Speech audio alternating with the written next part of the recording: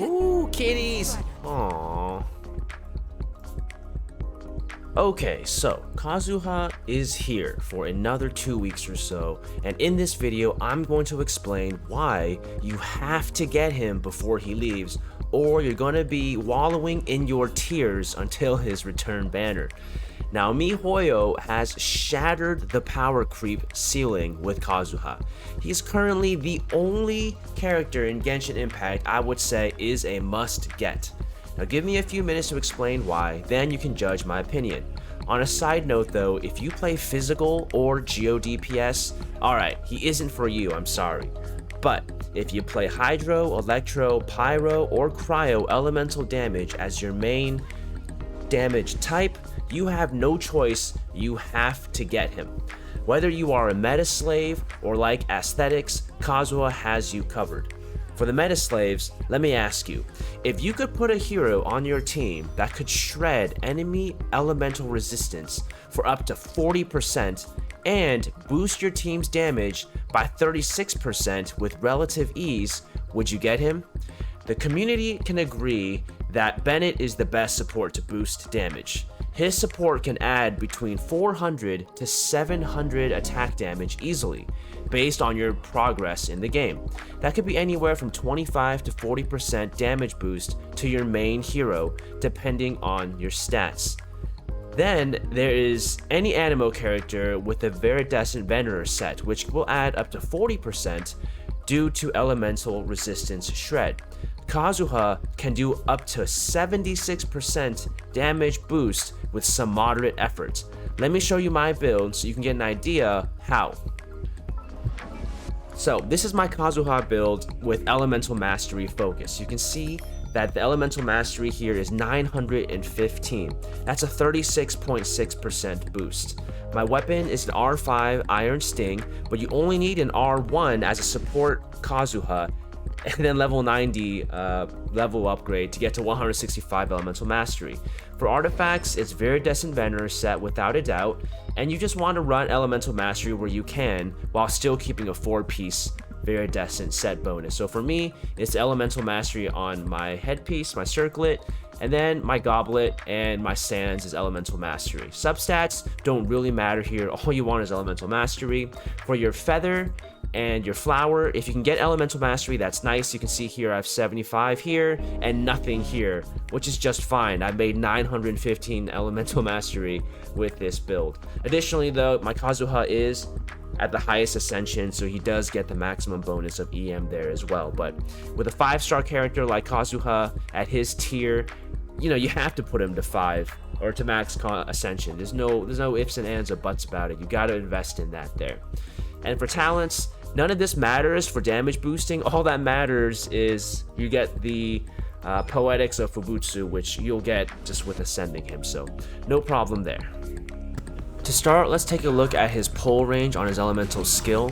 It is a little worrisome that you have to do it from melee with you as the center. However, you can see that the pull range is quite substantial, and it's about the entire length of your screen. Now, here is a chart of the elemental resistances for a whole slew of mobs in the game. On average, they have about 10% resistance. Some have higher, which would actually make Kazuha even more useful in elemental resistance shred, because after 0% resistance, any debuff added is cut in half. This means that at a base of 10%, the 40% shred from Viridescent Venerer will do 25% damage amplification. 10% shred gets you to 0, then half of 30% is 15, so 10 plus 15 is a total of 25% damage boost. And then you add his Elemental Mastery talent bonus to your team.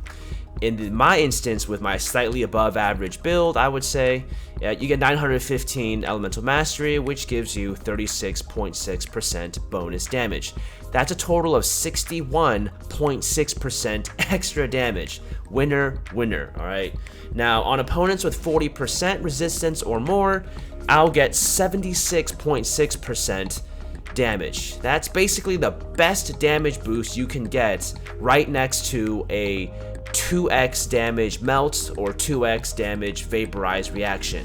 But go ahead and add this to your Melt and Vaporize and just yeet everything to space. Here is an example of my Hu Tao without Kazuha and then with Kazuha, and you can see the difference that this damage makes.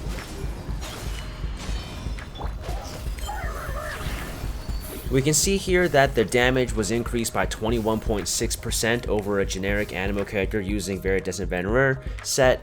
Now I was expecting more damage because it should have been around the ballpark of 36.6%, and after more testing, it does seem that you're only going to get a maximum ceiling of bonus elemental damage before it does start tapering off. This could be good news though, because it means that after you summon to Elemental Mastery, you can actually start building your Kazuha to do some Animo or some more crit rate and crit damage percentage himself. With that said, I hope the meta slaves are now in, because it is clear that with Kazuha on your team, you will be doing more damage than you would with any other Animo damage addition to your team. Now, to the easy part, his animations are just gorgeous. Literally makes one moister than an oyster. His skill animations are so fluid and smooth, not to mention his elemental skill is just so fun to play with. And his utility is like Venti's boost where he jumps into the air, however it can be used while gliding too. And his character model is red, white, and black. And for an Animo character, it is a breath of fresh air that they're moving their color palettes around. His armor also makes a slightly metallic clangy sound, reminding you that he is a samurai in armor instead of other characters which remind you that they are in cloth armor, such as Xingqiu. To conclude, Kazuha has a little for everyone and is quite literally a must-have for your team. I've been showing clips here of him as my main DPS, but in full support or partial support, he will provide the highest DPS boost available, and his animations and model are solid.